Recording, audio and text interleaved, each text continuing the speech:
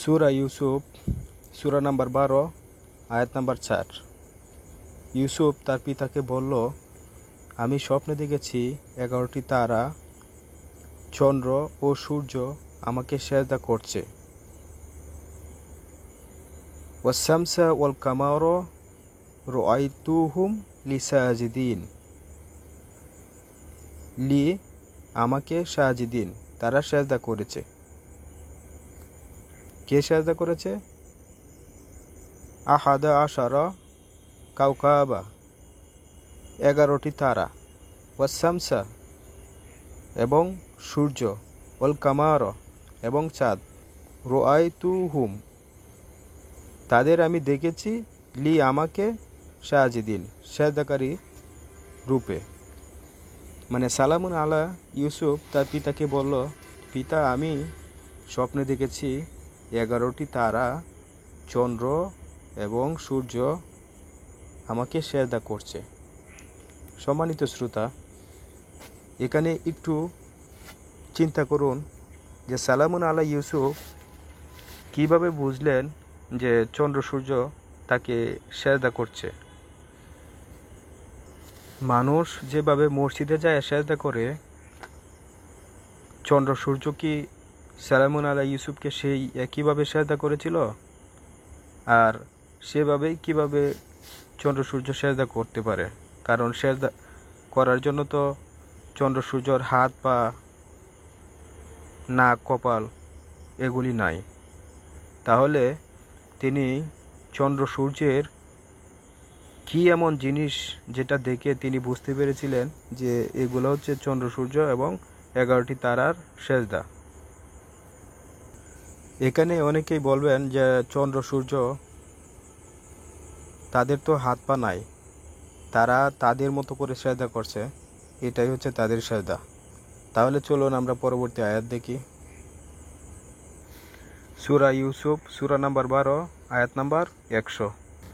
ও রফা ছড়ালেন আবা ওয়াইহি তার পিতা মাতাকে, ও রফা আবা ওয়াইহি তার পিতা মাতাকে ছড়ালেন আলার আরশি সম্মানের আসনে। এখানে আরশ আল কোরআনের বিভিন্ন জায়গায় এই আরশ নিয়ে বলা হয়েছে। আর রহমানু আলাল আরশিস তাওয়া, তারপর সুম্মাস তাওয়া আলাল আরশ, তারপর আরও বিভিন্ন জায়গায় বলা হয়েছে ও রব্বুল আরশিল আজিম। আরশ অর্থ অনেকে সিংহাসন ও চেয়ার অনুবাদ করে, কিন্তু আরশ অর্থ শুধু সিংহাসন বা চেয়ার নয়। আরশ অর্থ হচ্ছে সম্মান বা আধিপত্য বা ক্ষমতা। ওহুয়া আলাল আরশিল আজিম বা সুম্মাস্তাওয়া আলাল আরশ, আল্লাহ আরশে সমাসীন হলেন, মানে আল্লাহ সিংহাসনে বা চেয়ারে সমাসীন হলেন এরকম না, মানে আল্লাহ তার আধিপত্যে বা সম্মানে সমাসীন হলেন বা সমাহিত। 12 নম্বর সূরার 100 নম্বর আয়াতের সবচেয়ে মজার ব্যাপার হলো যে আমরা সমাজের মানুষ জানি যে মানুষকে সেজদা করা হচ্ছে শিরক, আর শিরক হলো সবচেয়ে বড় পাপ বা সবচেয়ে বড় অপরাধ, যেটা ক্ষমার অযোগ্য। কিন্তু এই আয়াতে আমরা দেখতে পাচ্ছি ওখারু লাহু সুজ্জাদা, মানে ওখারু শব্দটা হচ্ছে ঝুঁকে পড়ল, লাহু তার জন্যে, সুজ্জাদা মানে সেজদায় তারা করে লুটিয়ে পড়লো, ঝুঁকে পড়লো এরকম। মানে তার পিতা মাতাকে সম্মানের আসনে সমাহিত করে তার জন্য তারা সেজদায় করে লুটে পড়লো। এখন এই যে তার পিতা মাতাকে সম্মানের আসনে সমাহিত করে তাদের জন্য যে ও খররু লাহু সুজ্জাদা করলো, এটা কি আমরা যে মসজিদে যায় সেজদা করি হাত পা কপাল মাটিতে ঠেকিয়ে, সেই সেজদা কি করেছে? এই বিষয়টা এখান থেকে একটু বোঝার চেষ্টা করব। যদি আপনারা মনে করেন যে আমরা মসজিদে যে সেজদা করি, নামাজে যে সেজদা করি, কোরআনের সেজদা সেই একই সেজদা, আর সেই সেজদাই মানুষকে যদি করে তাহলে শিরিক করলো, তাহলে আমি বলবো আপনার ধারণা একদম ভুল। কারণ মানুষকে যদি সেজদা করা শিরিক হয়, তাহলে এখানে এক নবী আরেক নবীকে সেজদা করছেন, বা একজন মানুষ আরেকজন মানুষকে সেজদা করছেন,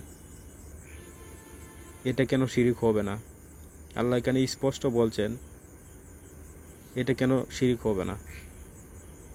তাহলে সম্মানিত শ্রোতা, আলোচনাটি খুবই ইন্টারেস্টিং হতে চলেছে। এর সমস্ত উত্তরই পরবর্তীতে পাবেন। ধৈর্য সহকারে আলোচনাটি শ্রবণ করার চেষ্টা করুন। সালামুন আলা ইউসুফ প্রথমে স্বপ্ন দেখলেন 11টি তারা এবং চন্দ্র সূর্য তাকে সেজদা করছে। তারপর 12 নম্বর সূরার 100 নম্বর আয়াতে এসে আমরা দেখলাম যে তার পিতা মাতাকে সম্মানের আসনে আসীন করে তার জন্য সবাই সেজদা করলেন। আপাতত এতটুকু মাথায় রাখেন, তারপরে এগুলির উত্তর পাবেন। তারপরে আমরা অন্য আয়াতে চলে যাই। সূরা আর রহমান, সূরা নম্বর 55, আয়াত নম্বর 6। One নাজমু wash শাজারু ইয়াসজুদান। ওয়ান নাজমু আর তারকা, ওয়াশ শাজারু আর গাছপালা, ইয়াসজুদান তারা সেজদা করছে এবং সেজদা করবে। এর অর্থ হলো তারকা ও গাছপালা সেজদা করছে এবং করবে। তাহলে আকাশের তারা এবং এই যে আমাদের গাছপালা, তৃণলতা গাছপালা, তারাও সেজদা করছে প্রতিনিয়ত এবং সেজদা করবে। ইয়াসজুদান, সাজাদা হচ্ছে অতীতকালের ক্রিয়া। ইয়াসজুদু এটা হচ্ছে বর্তমান ও ভবিষ্যতের ক্রিয়া। মানে এখানে বলা হচ্ছে ইয়াসজুদান, মানে এটা হচ্ছে বর্তমান এবং ভবিষ্যতের ক্রিয়া, তারা সেজদা করছে এবং করবে। তাহলে সম্মানিত শ্রোতা, আকাশের তারা এবং গাছপালা তারা প্রতিনিয়ত সেজদা করছে এবং করবে। তাহলে কেন তারা আমাদের মতো করে সেজদা করছে না? আমরা কেন দেখতে পাই না যে তারা সেজদা করছে? তাহলে সেজদার অর্থ কি? কথাগুলো ভালোভাবে মাথায় রাখেন। তাহলে গাছপালা, তারকা তারা প্রতিনিয়ত সেজদা করছে এবং করবে, এটা কন্টিনিউ চলতেছে। তাহলে আমরা কেন দেখতে পাচ্ছি না, বা আমরা কেন তাদের সেজদা বুঝতে পারছি না? আমরা তো ধরে নিয়েছি, আমরা তো এটাই জানি যে নামাজে বা মসজিদে যে সেজদা করি এটাই হলো সেজদা। তাহলে সেই সেজদা তো আমরা গাছপালা বা তারকা মাঝে দেখতে পাচ্ছি না। কথাটা মাথায় রাখেন। এর সুস্পষ্ট সুন্দর উত্তর একটু পরেই পাবেন। সূরা আল বাকারা 2 নম্বর সূরার 34 নম্বর আয়াত। ওয়াইজ কুলনা, আর যখন আমরা বলেছিলাম, লিল মালাইকাতি ফেরেশতাদেরকে, আসজুদু তোমরা সেজদা করো। আসজুদু একটা ইম্পারেটিভ, আদেশমূলক, তোমরা সেজদা করো। লি আদামা, আদমকে। ফা সাজাদু, তারা সেজদা করলো। রব্বুল আলামিন 2 নম্বর সূরার 34 নম্বর আয়াতে বলছেন, ওয়াইজ কুলনা, আর আমরা যখন বলেছিলাম, লিল মালাইকাতিহি মালাইকাতিদেরকে, আসজুদু তোমরা সেজদা করো, লি আদামা আদমকে। ফা সাজাদু, তারা সেজদা করল। ইল্লা ইবলিসা, ইবলিস ব্যতীত। আবা আস্তাকবার, সে অমান্য করল। ওয়াকানা মিনাল কাফিরিন, আর সে হলো কাফিরদের অন্তর্ভুক্ত। তাহলে সম্মানিত শ্রোতা, এখানে অনেকগুলা বিষয় রয়েছে। আমরা এখান থেকে যেসব বিষয় নিয়ে একটু চিন্তা ভাবনা করার চেষ্টা করব তা হচ্ছে রব্বুল আলামিন মালাইকাতি দেরকে বলল তোমরা সেজদা করো আদমকে। সবাই সেজদা করলো ইল্লা ইবলিসা, ইবলিস করলো না। সে ব্যতীত আবা আস্তাকবার, সে বড় মনে করলো, সে অহংকার করলো, সে দম্ভ করলো। ওয়াকানা মিনাল কাফিরিন, আর সে কাফিরদের অন্তর্ভুক্ত হলো। তাহলে এখানে একটা জিনিস যে ইবলিস আদমকে সেজদা করলো না, আর এখানে সেজদা মানে কি সেই বিষয়টা আমরা দেখব। তার আগে ইবলিস সেজদা না করার জন্য ইবলিস কি হলো? মালাইকাতা থেকে কাফেরে অন্তর্ভুক্ত হলো। তাইলে আল্লাহ নির্দেশ দিয়েছেন সবাইকে। রব্বুল আলামিন আদেশ করেছিলেন লিল মালাইকাতি, সমস্ত মালাইকাতিদেরকে, মানে সবাইকে। এখানে সব কিছু ইনক্লুডেড। কিন্তু পৃথিবীতে যা কিছু আছে, চন্দ্র, সূর্য, গ্রহ, নক্ষত্র, গাছপালা, আকাশ বাতাস, আগুন, পানি, যা কিছু আছে সব কিছু লিল মালাইকাতি এর অন্তর্ভুক্ত। যে আদমকে যে আল্লাহ সৃষ্টি করার পরে লিল মালাইকাতিদেরকে যে বলেছিল যে আদমকে সেজদা করো, এই লিল মালাইকাতি এই তাদেরকে যে মালাকা, এখানে এই সব কিছু ইনক্লুডেড। কিন্তু এই সব কিছুর মধ্যে ইবলিস সেজদা করলো না। তারপর ইবলিস কি হলো? আল্লাহ বললেন ওয়াকানা মিনাল ইবলিস, ইবলিস কাফেরের অন্তর্ভুক্ত হলো। তো এখানে আপাতত দুইটা বিষয় মনে রাখেন যে লিল মালাইকাতি হলো শুধু ফেরেশতা না, এখানে অনুবাদ করেছে ফেরেশতা। লিল মালাইকাতি হলো পৃথিবীর সব কিছু। এখন বর্তমানে আমরা যা কিছু দেখতে পাচ্ছি, গাছপালা, চন্দ্র, সূর্য, গ্রহ, নক্ষত্র, আগুন, পানি, বায়ু, যা কিছু দেখতে পাচ্ছি সব কিছু এই লিল মালাইকাতির অন্তর্ভুক্ত। এটা আপাতত মনে করেন, শুধুমাত্র ফেরেশতা নয়। এবং এই লিল মালাইকাতির মধ্যে ইবলিসও ছিল। ইবলিসও পৃথিবীর যাবতীয় জিনিস, আদম ব্যতীত পৃথিবীর যাবতীয় জিনিস সব কিছু লিল মালাইকাতির অন্তর্ভুক্ত। তারপর কিছুক্ষণ পরেই এটা বুঝতে পারবেন। আপাতত এটা মনে রাখেন যে লিল মালাইকাতি হচ্ছে সব কিছু, আদম ব্যতীত সব কিছু লিল মালাইকাতি। তারপরে আরেকটা বিষয় মনে রাখেন যে আদমকে সেজদা না করার জন্য ইবলিস কি হলো? ওয়াকানা মিনাল কাফিরিন, যে কাফিরদের অন্তর্ভুক্ত হলো। সে কাফিরদের অন্তর্ভুক্ত হলো, কিন্তু তার সত্তাগত বা তার বৈশিষ্ট্যগত কোনো পরিবর্তন হলো না। যেমন ইবলিস সেজদা না করার জন্য ওয়াকানা মিনাল কাফিরিন, কাফেরদের অন্তর্ভুক্ত হলো। একইভাবে রব্বুল আলামিন বিভিন্ন জায়গায় বলেছেন ওয়াকানা মিনাল মুশরিকিন, ওয়াকানা মিনাল মুশরিকিন, সে মুশরিককারীর অন্তর্ভুক্ত হলো, মানে শিরিককারীর অন্তর্ভুক্ত হলো। এখন এই মুশরিককারী কিন্তু মানুষই। এখন এই মানুষের তার দেহগত কোনো পরিবর্তন হচ্ছে না, তার স্থূল বডির, তার স্থূল স্বাস্থ্যের কোনো পরিবর্তন হচ্ছে না, তার সে মানুষই রয়ে গেল।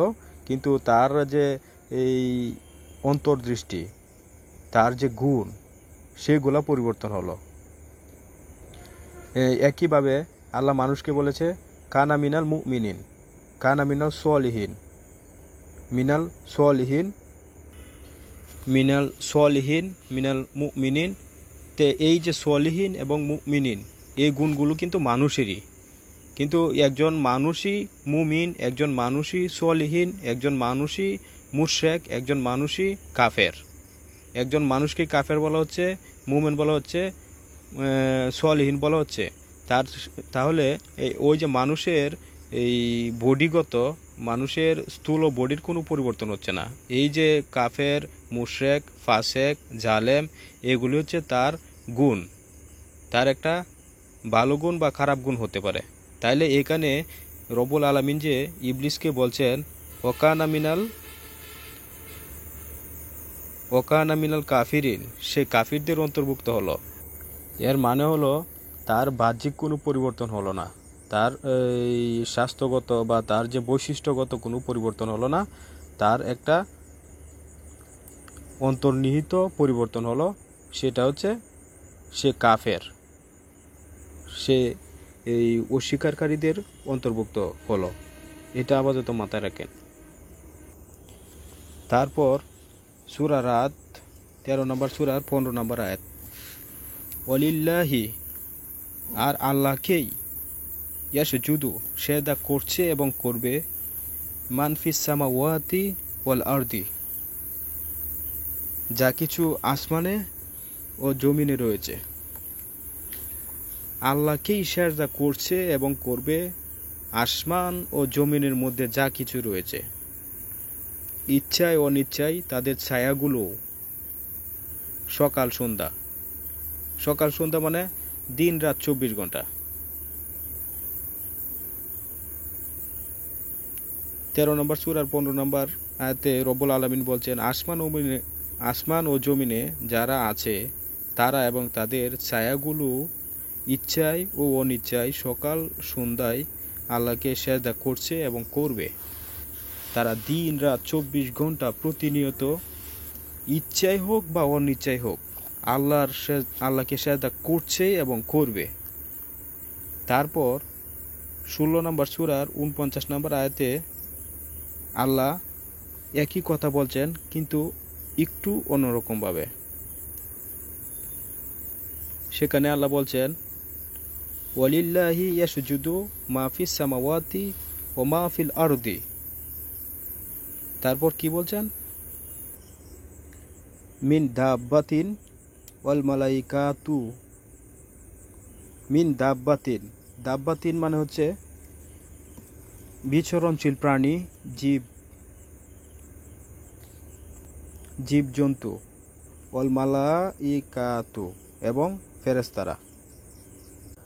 ওয়ালিল্লাহি, আর আল্লাহর জন্যে, ইয়াসজুদু, সেজদা করছে এবং করবে, মা ফিস সামাওয়াতি, আসমান সমূহে যা কিছু আছে, ও মা ফিল আরদি, এবং পৃথিবীতে যা কিছু আছে, পৃথিবীর মধ্যে যা কিছু আছে।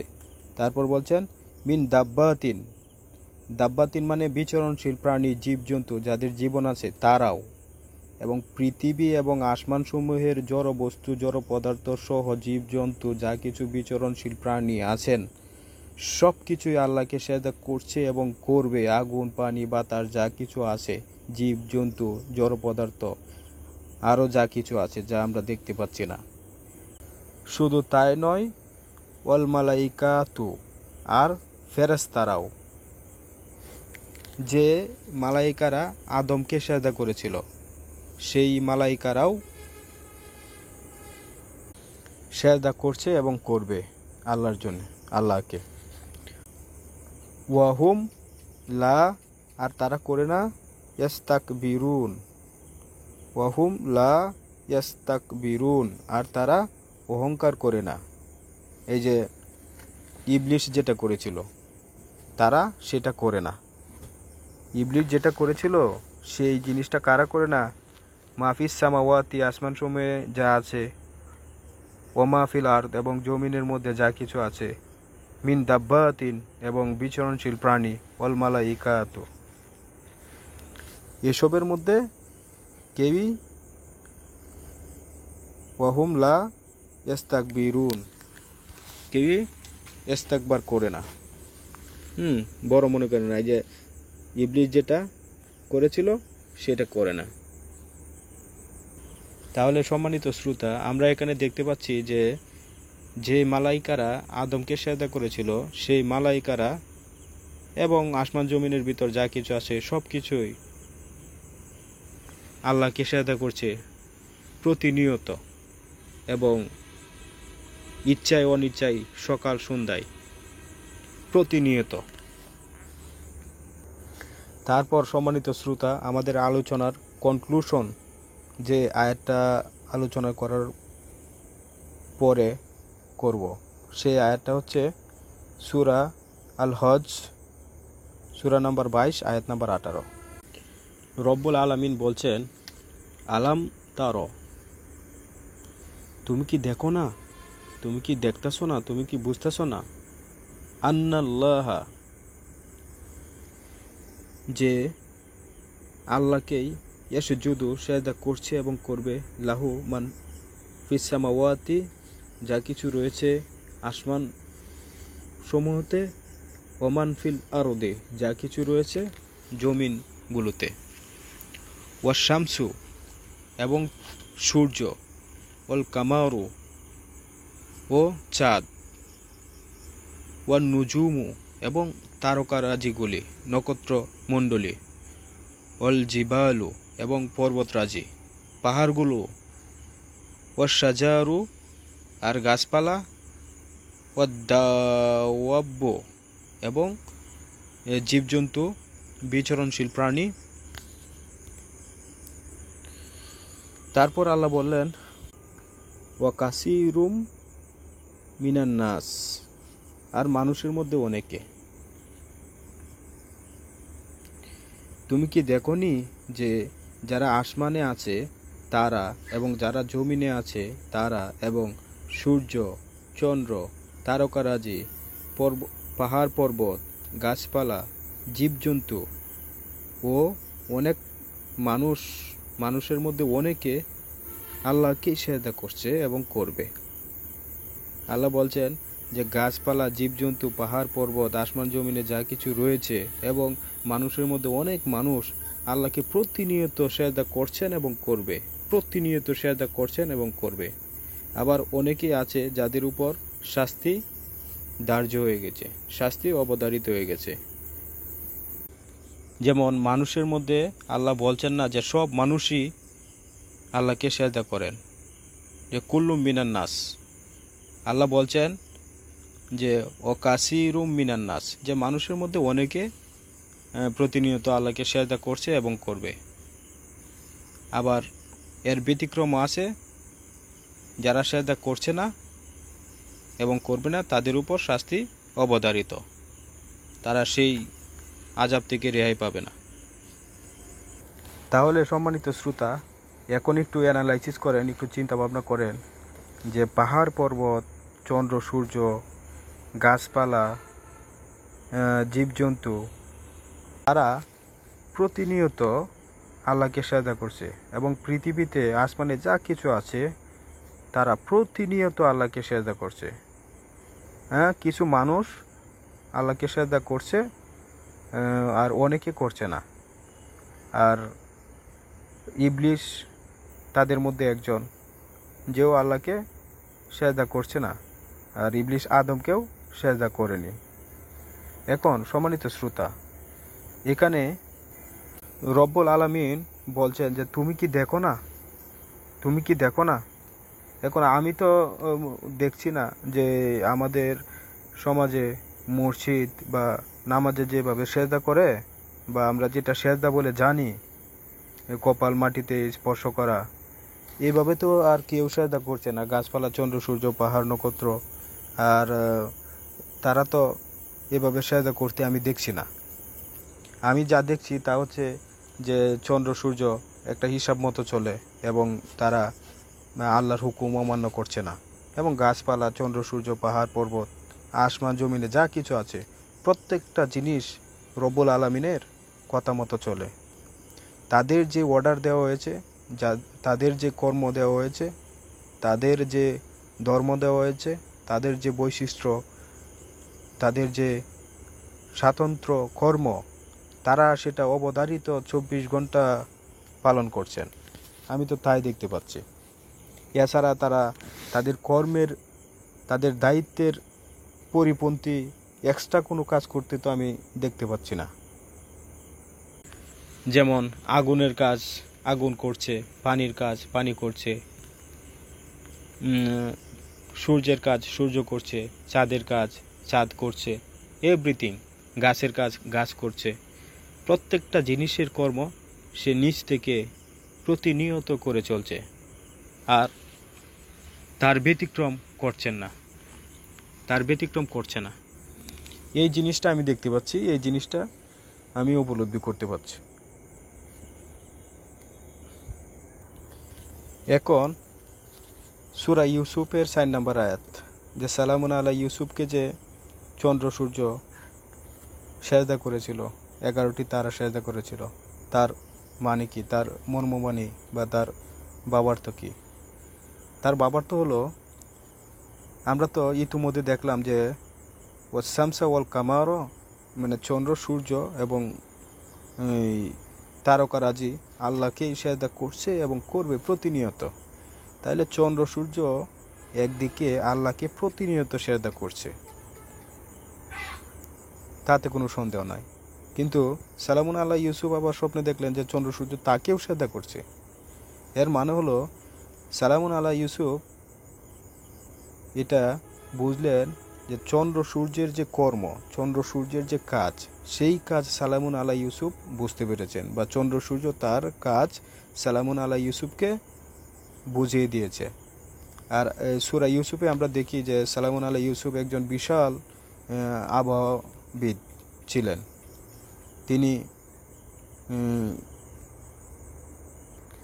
তিনি সেই সময়ে কখন দুর্ভিক্ষ হবে, মানে খরা হবে, আর কখন মেঘ বৃষ্টি হবে, এই বিষয়গুলি তিনি বুঝতে পেরেছিলেন এবং জানতে পেরেছিলেন।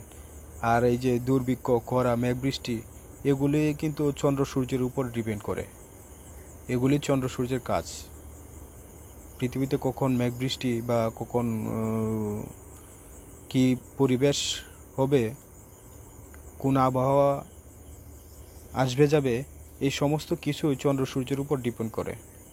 তাইলে ওই যে বিষয়গুলা চন্দ্র সূর্যের কাজ, এই কাজ কিন্তু সালামুন আল্লাহ ইউসুফ বুঝতে পেরেছেন। মানে চন্দ্র সূর্য তার কাজ সালামুন আল্লাহ ইউসুফকে বুঝিয়েছিলেন, বা সেই জ্ঞান তার ছিল। চন্দ্র সূর্য তাকে সেজদা করা মানে চন্দ্র সূর্যর কর্ম তিনি বুঝতে পেরেছিলেন, এই জিনিসটাই এখানে বোঝানো হয়েছে। এছাড়া এখানে আরেকটা বিষয় বোঝানো হয়েছে, তা হচ্ছে সালামুন আলা ইউসুফের পরিবার, সালামুন আলা ইউসুফ এবং তার পিতামাতা এবং তার যে 11 ভাই, যেমন আহাদা আশর কাউকাবা, 11 তারা। এখন 11 ভাইকে 11 তারা এবং চন্দ্র এবং সূর্যকে পিতা এবং মাতা স্বরূপ ধরে একটা রূপক গল্প বুঝিয়েছেন, যার উত্তরে আমরা সূরা ইউসুফের শেষের দিকে পাই, যার উত্তর সূরা ইউসুফের শেষের দিকে রয়েছে। যেমন তার সব ভাইয়েরা এবং পিতা এবং মাতাকে সম্মানের আসনে তুললেন এবং তারা সবাই সেজদায় অবনীত হলেন। এর মানে হলো যে তারা সবাই সালামুন আলাইহি ইউসুফকে মেনে নিল বা তার কাছে আত্মসমর্পণ করল। যে রূপ চন্দ্র সূর্য সালামুন আলা ইউসুফের কাছে আত্মসমর্পণ করেছিল, যেমন আত্মসমর্পণ করেছিল মালাইকারা সালামুন আলা আদমকে। তাহলে সম্মানিত শ্রোতা, আসমান ও জমিনের মধ্যে যা কিছু আছে এবং পৃথিবীর সব কিছু যেভাবে তার নিজ কর্ম সম্পাদন করার মাধ্যমে রব্বুল আলামিনকে সেজদা করে যাচ্ছে প্রতিনিয়ত, সকাল সন্ধ্যায় 24 ঘন্টা, আমরা মানুষরাও যদি আমাদের নিজ দায়িত্ব কর্তব্য নিষ্ঠার সাথে পালন করে যাই প্রতিনিয়ত 24 ঘন্টা, তাহলে আমাদেরও সেজদা হয়ে যাবে। এর জন্য আলাদা কোনো কিছু করার প্রয়োজন পড়ে না।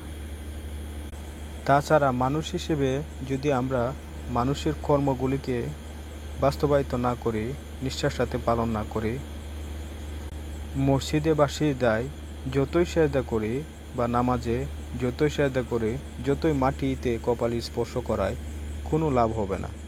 তা আল্লাহর কাছে সেজদা বলে গৃহীতই হবে না। এটা সেজদা নয়।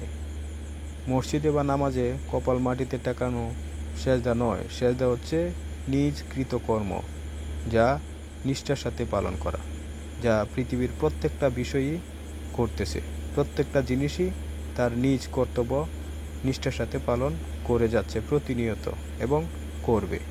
কিন্তু মানুষ তা করেনি, আবার অনেক মানুষ তা প্রতিনিয়ত করে যাচ্ছে।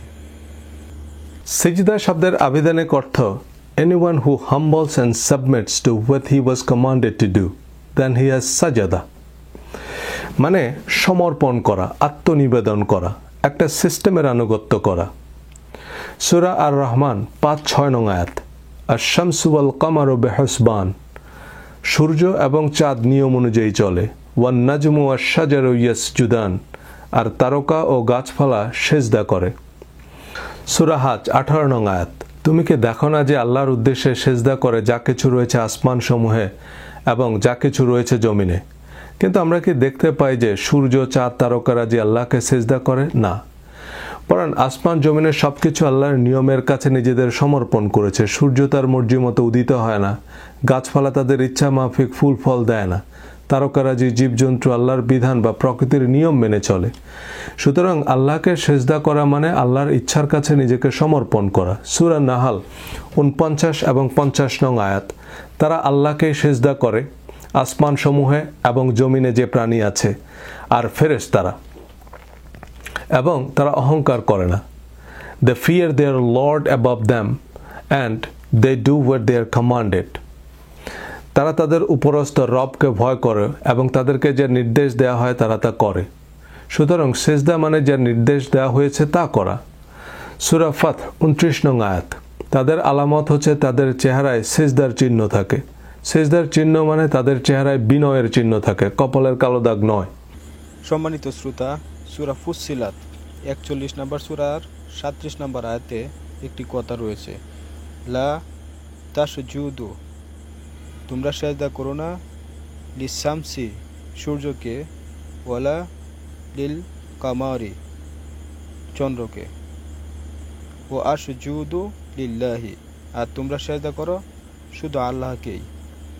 এখন আল্লাহ বলছেন তোমরা চন্দ্র সূর্যকে সেজদা করো না, সেজদা করবে শুধুমাত্র আল্লাহকেই।